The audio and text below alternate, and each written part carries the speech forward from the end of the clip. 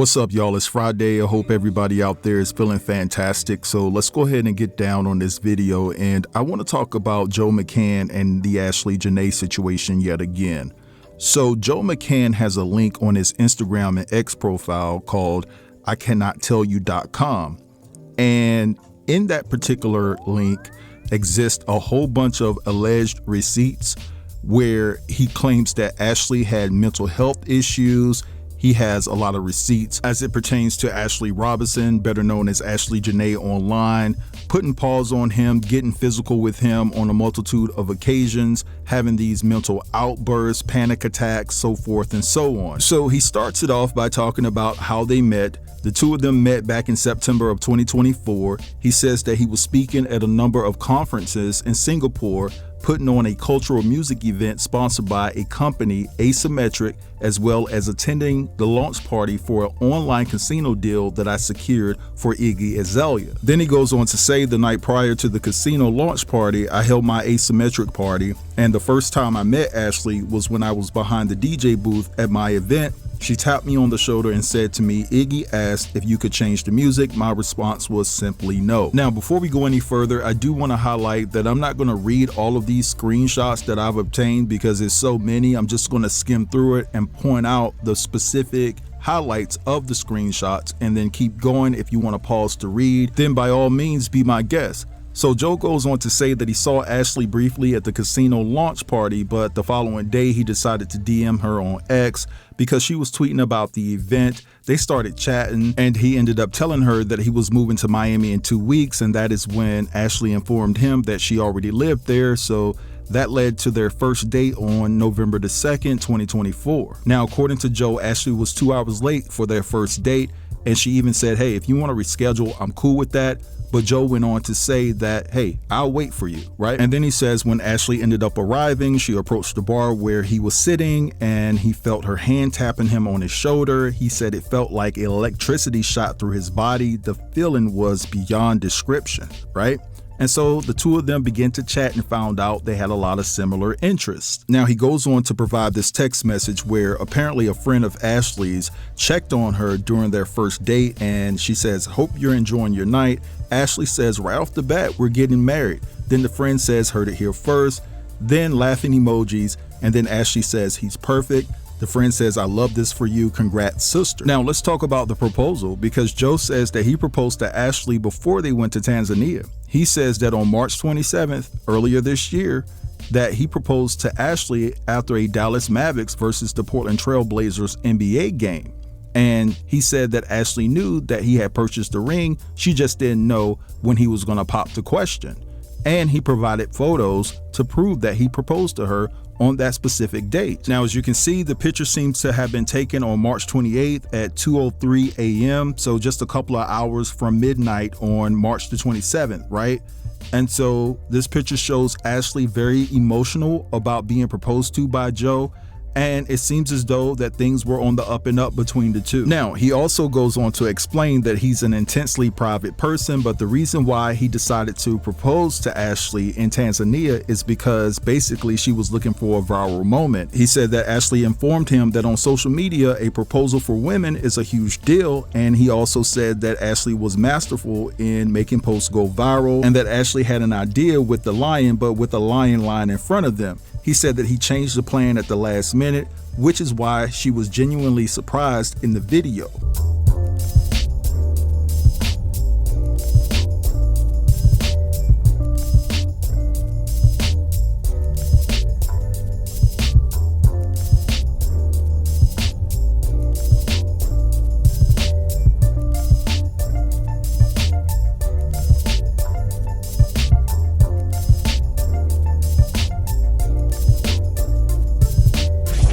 Then he goes on to post a screenshot of the date and time of the location where they were when the proposal went down.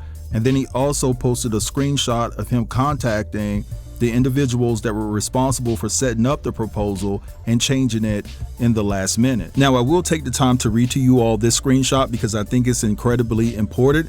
And it says, to understand what happened in those final days, it's important to understand what happened a few weeks prior to us leaving for Tanzania, because Ashlee's behavior at the Zanzibar resort was entirely consistent with her behavior a few weeks prior in Bend, Oregon, while we were on a snowboarding trip. Ashlee and I planned on having a family together. Ashlee desperately wanted a baby girl. She had her name picked out and everything. She queried ChatGPT on several occasions over many months about what our baby would look like based on our pictures, the chances for my blue eye color versus her eye color, the best time of the year to get pregnant, and so on. She told me she wanted a daughter specifically so she could love and care for her the way she always wanted to be loved and cared for as a child. However, in January 2026, Ashlee learned from the doctor that there was a possibility she would not be able to carry a child. That night, she broke down crying. I consoled her, held her, and told her everything was going to be okay and we're still going to have a baby. When we arrived in Bend on March 12, 2026 for our snowboarding trip, her behavior dramatically changed. Ashlee was completely unrecognizable in her actions and words, a different person. She was visibly upset. She was screaming and yelling about things that would typically not merit even a short discussion and threatening to end our relationship. Then he goes on to say that on March 13th, our first day of snowboarding, she hit her head on a rock and sustained a concussion, even though she was wearing a helmet.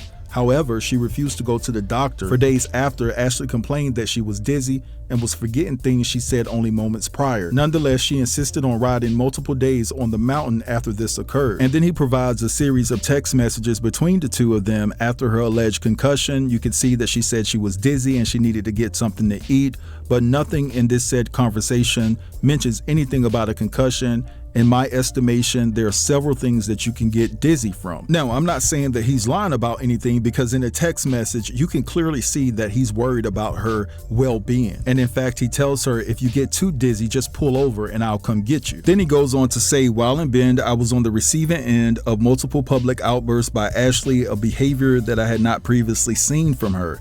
My response to each outburst was to physically distance myself to ensure that I was removed from the situation. At one point, Ashlee tried opening the door of my car at a high speed on a rural highway on the way back from the mountain. I pulled over when it was safe to do so as she was having a panic attack, another behavior I had never seen before. She got out and then began walking back to the house on foot.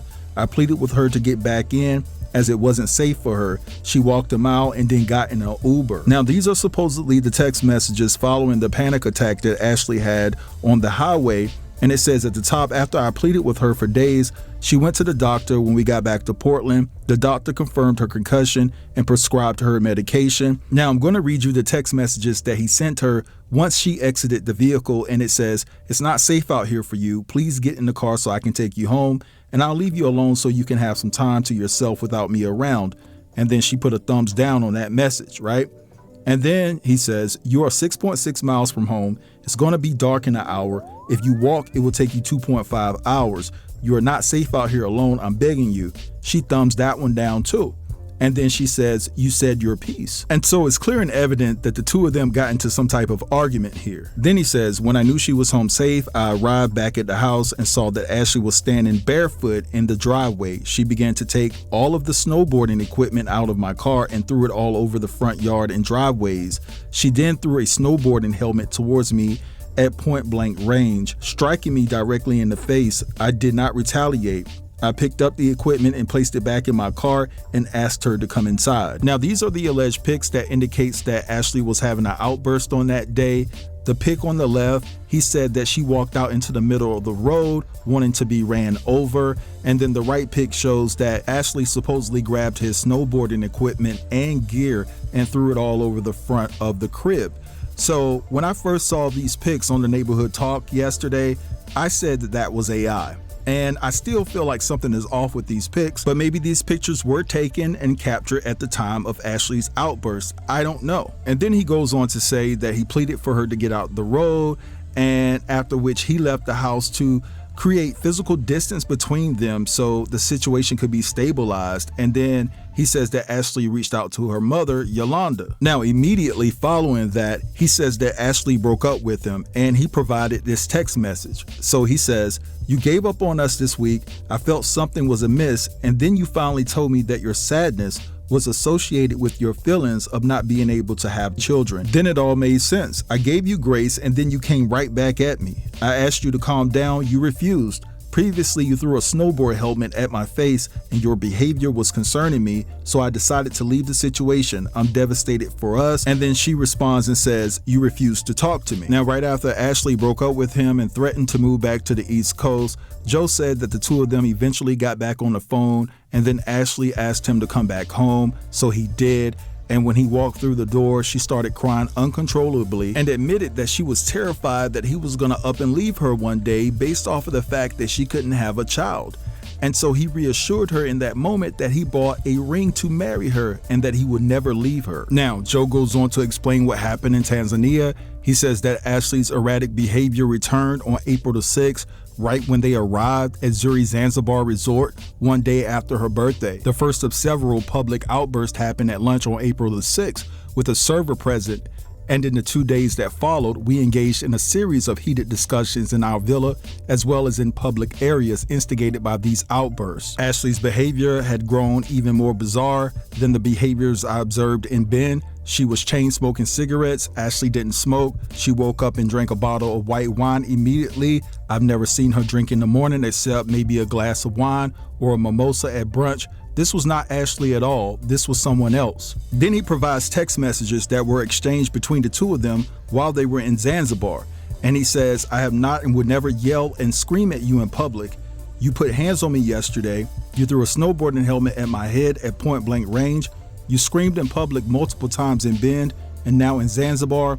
You really don't see the issue here, do you? Yes or no? This really not a conversation I will continue to have over text. When and if you are ready to speak either on the phone or in person, that is fine.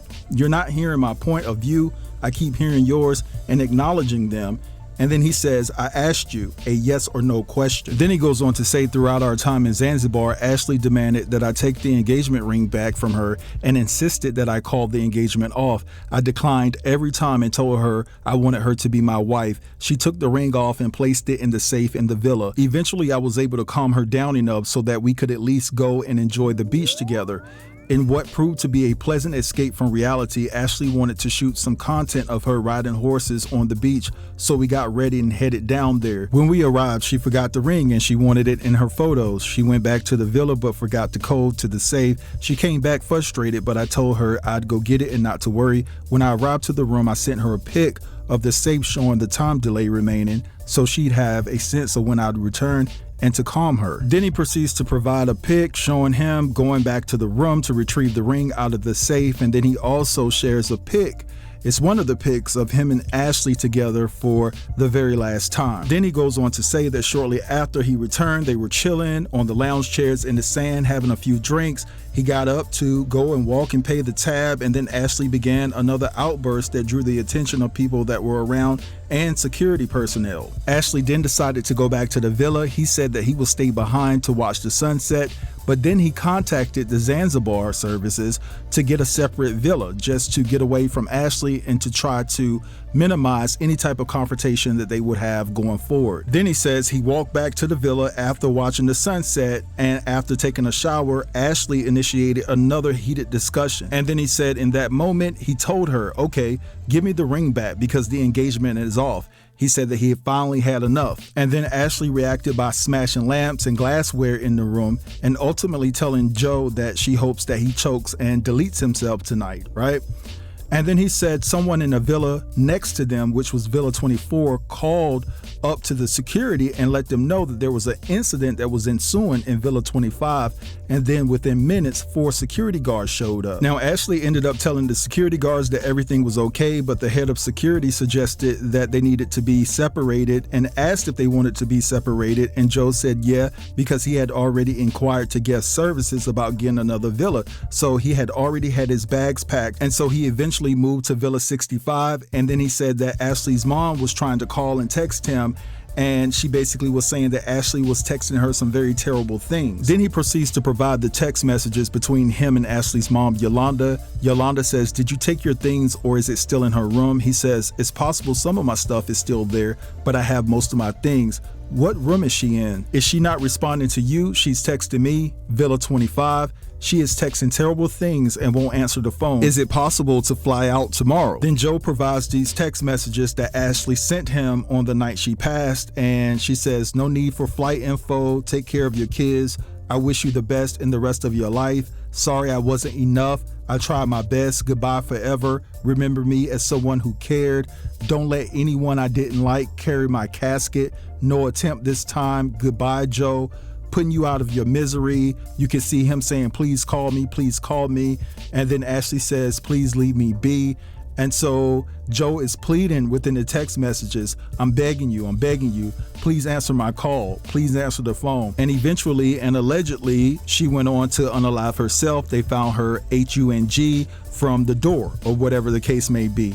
Now, upon the investigation, they said that within her phone, she was looking up ways to delete herself. They said that she was looking up how many volumes you have to take to get the job done. And as you can see in the screenshot that he provided, here's a deputy director that's saying that what they found in her phone through ChatGPT suggests that she was looking up how much volume it would take to get rid of herself. Now, as it pertains to this case, I see a lot of people saying that we owe him an apology for just jumping out of the window, saying that he was guilty for taking Ashlee out. And then there's some people that are saying that we don't know if these receipts are real. Now, one thing I want to bring to your attention is the fact that he used AI to promote this link. Now, if you look at the link, ICannotTellYou.com, and the picture that he's using of Ashlee, you can tell that it's been altered because Ashlee is in that same Christian Dior sweater, but she doesn't have a pic with her finger over her mouth, which means that he used AI to create that image, right? It's still her, but he used AI to actually lift her hand and finger over her mouth. And I don't understand, why would you alter the image of someone that you were going to marry when you're talking about a very sensitive situation, right, that ended up taking her life? I don't understand that. I find that to be a bit insensitive. I'm not fitting to use AI on an individual where I loved, that I was going to marry, to promote a sense of like your truth and you telling your story, whether it's factual or not. I just don't find that to be genuine. That's just me personally. But anyway, I'm gonna let this go right now. I want you guys to feel free to drop down in the comments and leave your thoughts. Don't forget to like, comment, share, and if you're new here, consider subbing to the channel. I'll check you guys out later. Have a beautiful weekend.